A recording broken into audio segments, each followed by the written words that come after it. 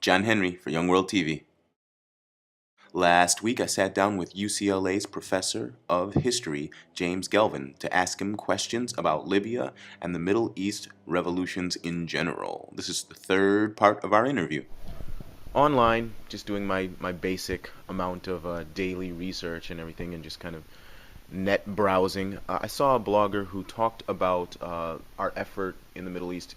He had a pretty positive, optimistic, I'd say, outlook on what we were doing. Like he thought it was a good idea, and he thought it, was could lead to some very good outcomes. This is what he said. Basically, he felt like, well, not just our efforts, but the developments in general in Egypt and Tunisia specifically, he said represented a dramatic blow against extremism that we have been struggling with for the past decade or more. And it was a blow against extremism that we could not have dealt ourselves. To stop things from going back to the old way, he felt that's a factor in why military intervention in Libya was necessary. So my question is, if we're fighting to kind of make a change in the old order of ways in some of these nations, do you feel that is possible? Do you feel that this will lead to a free, more stable Libya or Middle East? Well, it's hard to say. It's still very early in the process. And you have to understand, just remember that the French Revolution that began in 1789 ended 10 years later, actually, with the rise of Napoleon. It took over a year for after the Berlin Wall to fall before German unification occurred. That Khomeini did not take over in Iran for a good 6 months or so. So after the Iranian Revolution began, these processes take time. The other thing that we have to be warned about is this constant feelings of up and down that we have. In the very beginning, everybody was very optimistic about Egypt going the way of Tunisia, and then it looked like Egypt was going to repress its protesters, and then there's this great deal of optimism about what was going to go on. And the same thing with Libya, in which you have this uprising take place, you have this rapid consolidation of revolutionary committees in various states and throwing out of government forces, and then the tide turned with Gaddafi. Now the tide is turning again. The one thing to keep in mind is that not one of these revolutions has succeeded so far. Not one. Tunisia and Egypt are still under military control, that the jury is still out on every other place, that some places it appears have been fairly effective in being able to repress their protests.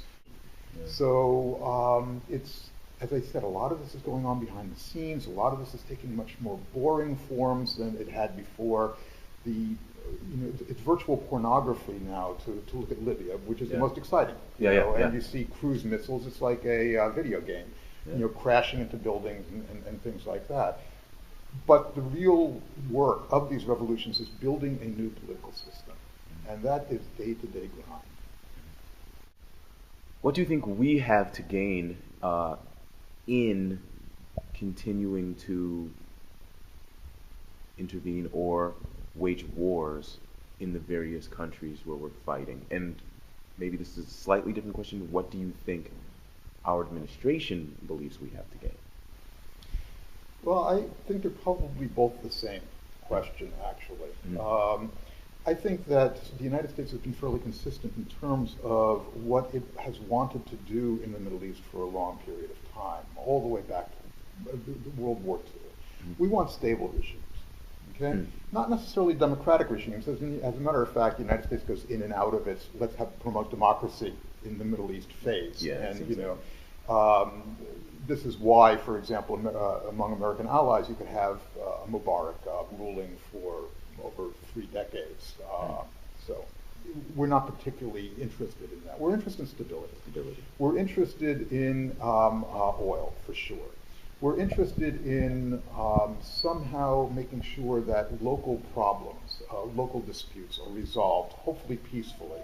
And that means, of course, among other disputes, the Israel-Palestine dispute as well. So we have these multiple interests there. Yeah. It's not a single interest. Of course, it could be argued that we're in Libya and we're not in the Congo because how much oil does the Congo have? Right. Right. But on the other hand, there are other things as well. There's what I think is important for your audience to understand is that whatever the motivations are in the Libyan thing, it's entirely possible that as the old saying goes, that a clock that's stopped tells the correct time twice a day. In other words, that whatever our motivations, we're the stopped clock, and twice a day we're going to get it right. And maybe in Libya we just might be getting it right. Right. Doing the right thing, even if it were for reasons. The wrong reasons, yeah. Right. Which often happens. This is such a complicated thing. Well, let me do a small amount of self-promotion. Oh, please, here. yeah. I think that if people really want to understand the background, they should consult the modern Middle East history.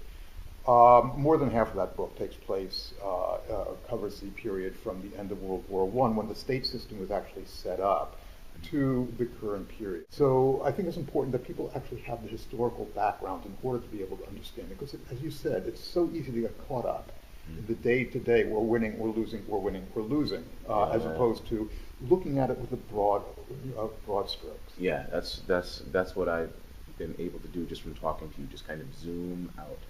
This is John Henry for Young World TV, and I'm here today with Professor Jim Gelvin. John Henry for Young World TV.